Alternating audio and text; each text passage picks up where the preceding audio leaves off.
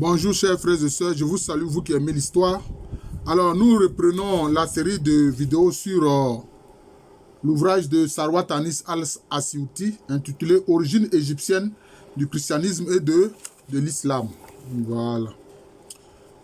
Je suis reconnaissant au professeur Moussa Aboubakri Lam, qui est égyptologue, professeur titulaire à l'université Cheikh Anta Diop de Dakar. C'est lui qui m'a envoyé ce livre-là. Je lui suis reconnaissant. Aujourd'hui, c'est vendredi. Je lui souhaite Djouma Moubarak. Ainsi d'ailleurs qu'à mon frère, le professeur Ousseinou Faye, et au professeur Cheikh Dieng. Ce sont des fervents musulmans.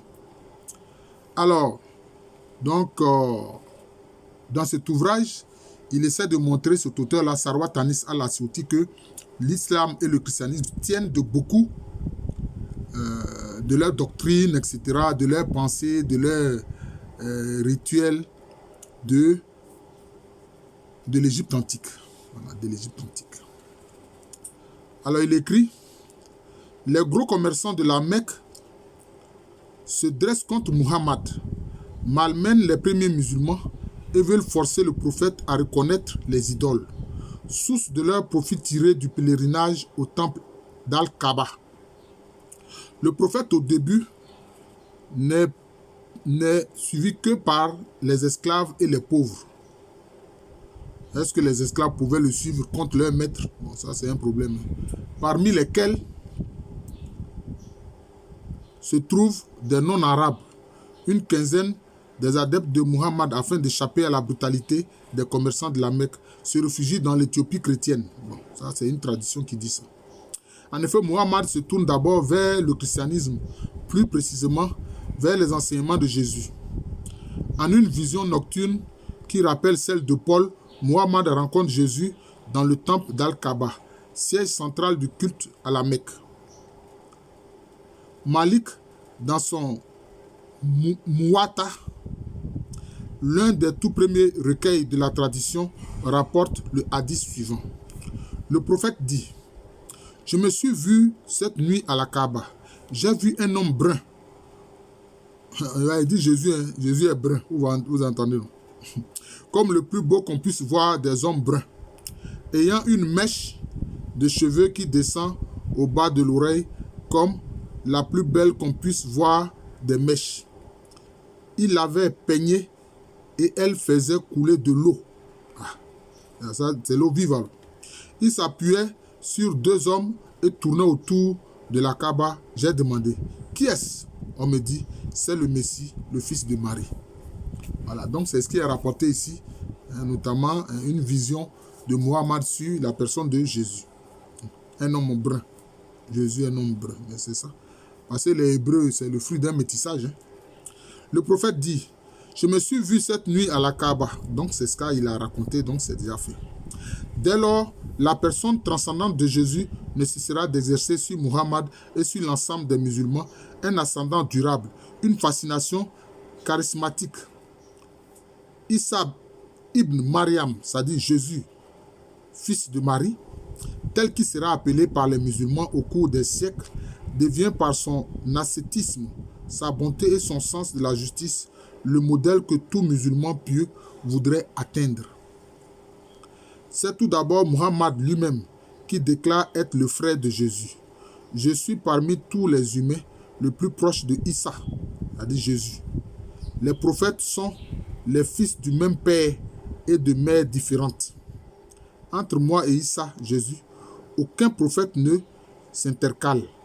Et encore, je suis parmi tous les humains le plus proche de Issa ibn Mariam, Jésus, fils de Marie.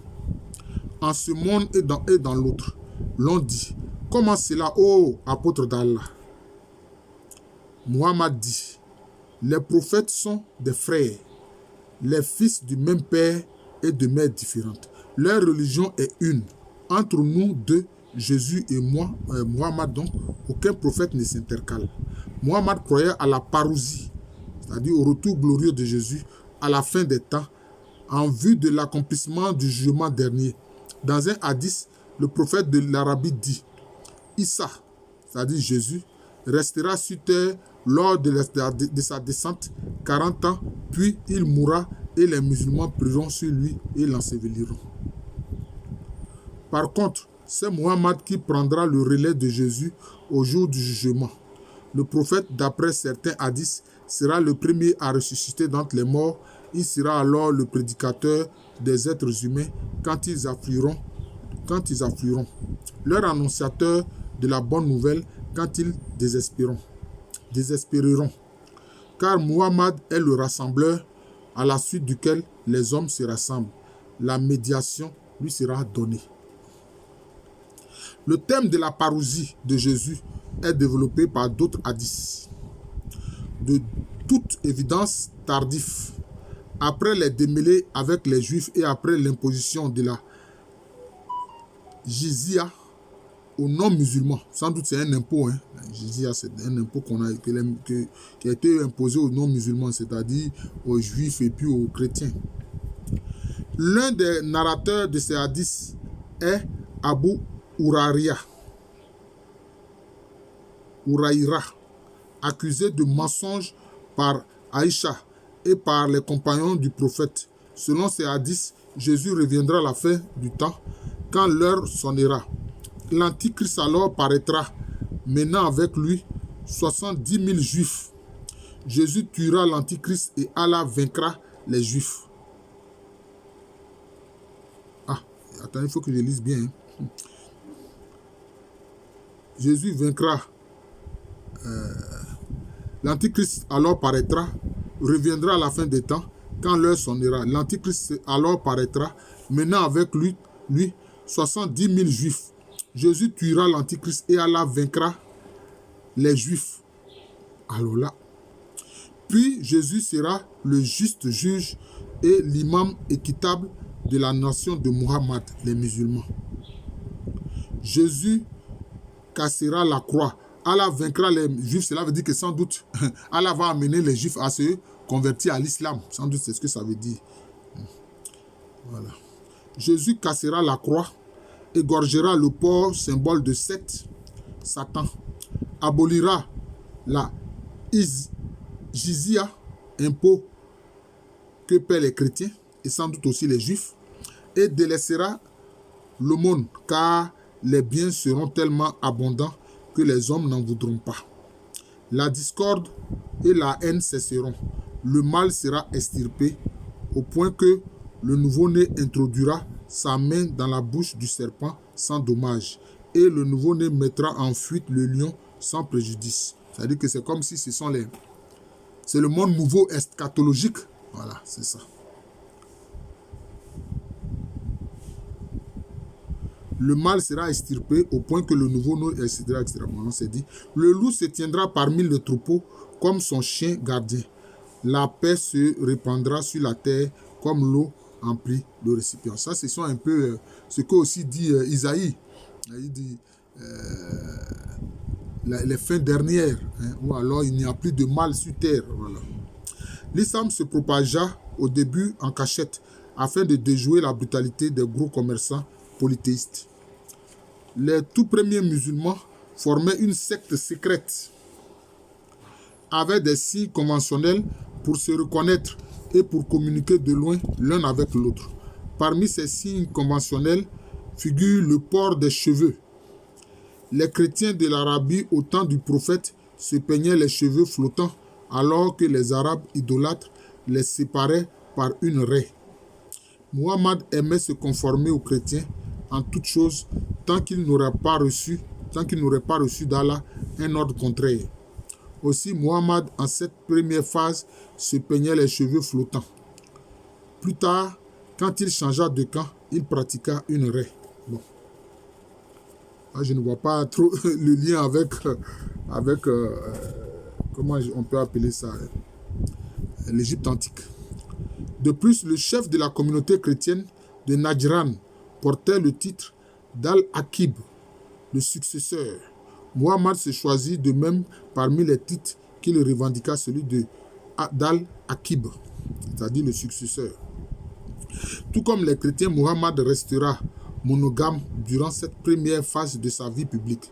Il n'eut d'autre femme que Khadija, la cousine du chrétien Waraka ibn Naufal. Cette femme dévouée et sincère le secondait et l'encourageait durant les 7 premières années de son apostolat, alors qu'il était soumis à tant d'épreuves de la part des riches commerçants de Quraysh. C'est-à-dire c'est son clan, le clan de Muhammad. Aussi, Muhammad conservera son affection et son estime pour Khadija, même après la mort de cette dernière. Les premiers musulmans, à leur tour, veulent être le mule de Jésus, notamment Abu Dar, cet homme noir de l'Arabie du Sud. Ah oui, mais il y avait plein d'hommes noirs au Moyen-Orient avant. C'est la dynastie abbasside qui les a génocidés, la dynastie abbasside. Le prophète dit, celui qui se réjouit de contempler l'humilité de Issa ibn Mariam, Jésus fils de Marie, qui le regarde Abu Dar.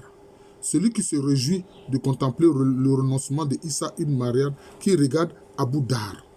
Voilà. Donc ce noir-là, qui était un bon imitateur de Jésus, mais musulman. Notion égypto-christiano-musulmane, ça c'est le sous-titre à ce chapitre-là que Sarwat Anis donne. Les notions de l'islam provenant de cette phase témoignent d'une ressemblance frappante avec la pensée égypto-chrétienne. Voilà, c'est ce que moi j'attends depuis là. Il en est ainsi surtout des récits de la création et des visions eschatologiques auxquelles est consacré le paragraphe suivant, comme aussi des principes humanistes et universalistes qui forment l'objet des prochains chapitres. Relevons à présent les noms divins. On va voir ça, les noms divins, c'est intéressant. Dans la pensée égyptienne, Osiris, après sa mort et sa résurrection, devient le dieu des morts, le roi de l'au-delà, le tout-puissant du ciel, le seigneur des hommes, de la justice, de la vie, le règne de l'éternité. Ce titre osirien, le Seigneur passé au judaïsme et au christianisme, se rencontre dans le Coran. Les versets mécois utilisent tout spécialement le terme Rabou, le Seigneur, pour désigner Dieu. Il y a plus de versets mécois que de versets médinois qui mentionnent Rabou. Par contre, il y a plus de versets médinois que de versets mécois qui mentionnent Allah. L'autre titre pour désigner Dieu courant chez les chrétiens de l'Arabie pré-islamique est celui d'Ar-Rahman, le clément.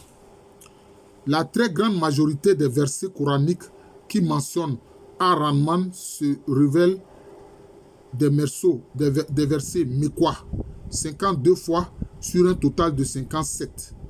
Et la plupart de ces versets mécois appartiennent à la phase durant laquelle Muhammad se conformait encore aux chrétiens, ainsi qu'au début de la phase suivante, quand il entama la critique du dogme de la Trinité. Voilà. Christiano-Isiaque, bon, je ne sais pas pourquoi il dit ça, c'est-à-dire chrétien et puis Isis, je ne sais pas. En ce temps-là, Muhammad s'appelait l'apôtre d'Ar-Rahman. Les chefs Qurayshites lui disaient, nous savons que t'enseigne quelqu'un de Yamama qui se nomme Ar-Rahman. Déjà en cette première phase, le syncrétisme a lieu entre Ar-Rahman, le dieu des chrétiens de l'Arabie, et Allah, le dieu suprême du panthéon mécois. Ce syncrétisme se révèle dans la première quotidienne d'Al-Fatiha, la luminaire. Bon, or, ailleurs, on appelle ça l'ouverture. Ici, lui, il dit que ça veut dire la luminaire. Bon. Ainsi dénommée parce qu'elle ouvre le Coran.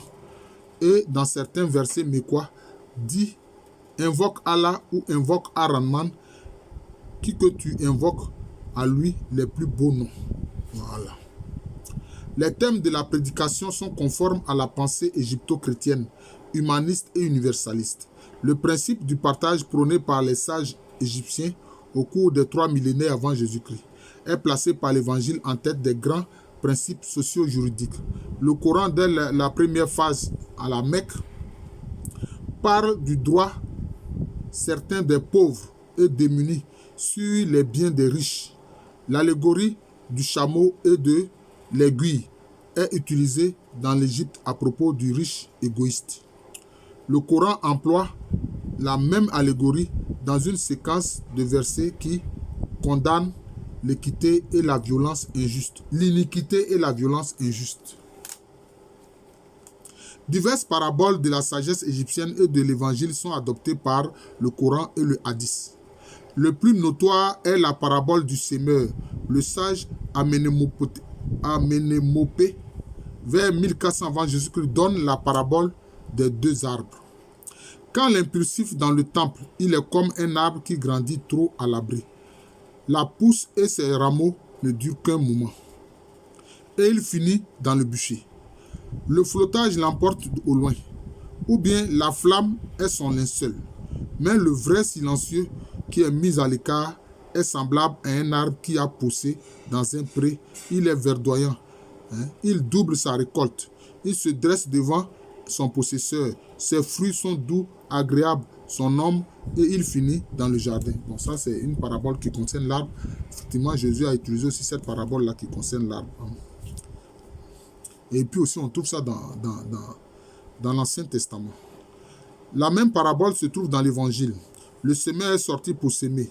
Une partie du grain est tombée dans le terrain rocher où elle n'avait pas beaucoup de terre, où aussitôt elle a levé parce qu'elle n'avait pas de profondeur de terre. Et lorsque le soleil s'est levé, elle a été brûlée et faute de racines s'est desséchée. D'autres sont tombés dans la bonne terre, ils ont donné du fruit.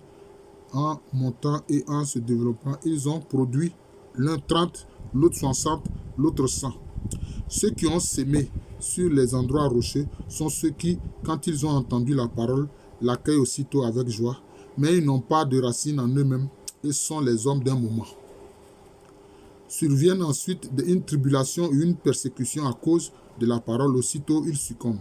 Et il y a ceux qui ont été sémés dans la bonne terre. Ceux-là écoutent la parole, l'accueillent et portent du fruit. C'est l'antithèse de l'impulsif et du vrai silencieux d'Amenemopé développé dans l'évangile. Bon, c'est un aspect, mais ce n'est pas dit de la même façon. Mais c'est la même idée, parce que ce n'est pas dit de la même façon. Le Coran reviendra sans cesse à cette parabole. Dans un verset mécois, la première partie de la parabole est entamée. N'as-tu pas vu qu'Allah a fait descendre du ciel une eau qu'il mène à des sources dans la terre? Il fait sortir par cette eau des plantes de diverses espèces qui ensuite se fanent et tu les vois jaunir. Puis il en fait des brins desséchés. Il y a en cela un avertissement pour ceux doués d'esprit.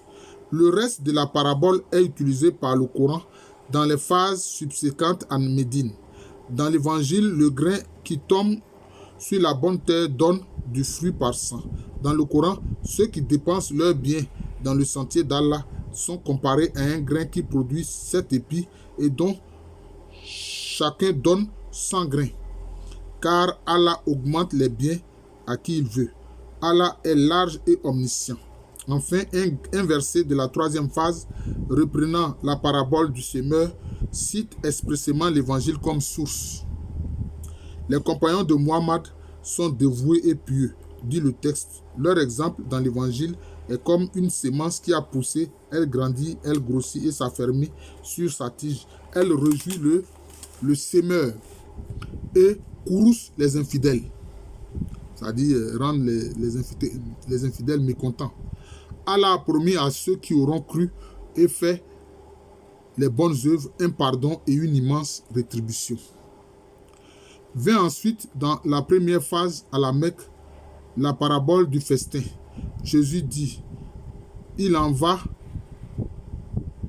du royaume des cieux comme un roi qui fit un festin de noces pour son fils. Il envoya ses serviteurs convier les invités aux noces, mais qui ne voulaient pas venir. De nouveau, il envoya d'autres serviteurs avec ces mots. Dites aux invités, voici, j'ai apprêté mon banquet, mes taureaux et mes bêtes, sa grâce ont été égorgés, tout est prêt. Venez aux noces. Mais eux, n'en ayant cure, s'en allaient, qui a son champ, qui a son commerce, et les autres, s'emparant des serviteurs, les maltraitaient et les tuaient. Le roi fut pris de colère et envoya ses troupes qui firent périr ses meurtriers et incendièrent leur ville. Alors il dit à ses serviteurs, la noce est prête, mais les invités n'en étaient pas dignes. Allez donc au départ des chemins et convier aux noces tout ce que vous pourrez trouver. Oh là là, Sarwat Anis raconte ces passages de l'évangile là. Pareillement, Muhammad enseigne. Voilà. Parabole de celui qui construit un palais, dressa un banquet et convia les gens à sa nourriture et à sa boisson. Ceux qui répondirent à son appel mangèrent de sa nourriture et burent de sa boisson. Et ceux qui s'abstinrent furent punis. Le prophète explique la parabole en ces termes. Ar-Rahman le Clément, le Dieu des chrétiens de l'Arabie, construisit le paradis et y convia ses serviteurs, les êtres humains. Ceux qui répondirent à son appel entrèrent au paradis et ceux qui s'abstinrent furent punis. Bref, jusqu'à l'an 7 du début de la révélation, Muhammad se tourne vers le christianisme. Les musulmans traqués par l'oligarchie mécoise se réfugient dans l'Éthiopie chrétienne. Bon, je ne sais pas si des musulmans seront d'accord avec ce que Sarwat Anis dit ici, mais il essaie de donner des exemples. Alors, donc, on va s'arrêter là pour ne pas que la vidéo ne soit trop longue. Voilà, je vous remercie. C'était un passage de l'ouvrage de Sarwat Anis al-Aswati, origine égyptienne du christianisme et de l'islam. Voilà. Ce n'est pas du prosélytisme, c'est un ouvrage que je présente. Dans cet ouvrage, Sarwat Anis al-Aswati essaie de montrer que le christianisme et l'islam tiennent beaucoup de la religion des anciens égyptiens. Je suis le professeur Alou Kwame René, professeur titulaire d'histoire à l'université Félix Houphouët-Boigny, université qui est à Abidjan, Cocody. C'est en Côte d'Ivoire, un pays situé en Afrique de l'Ouest. Merci encore et bonne journée à tous.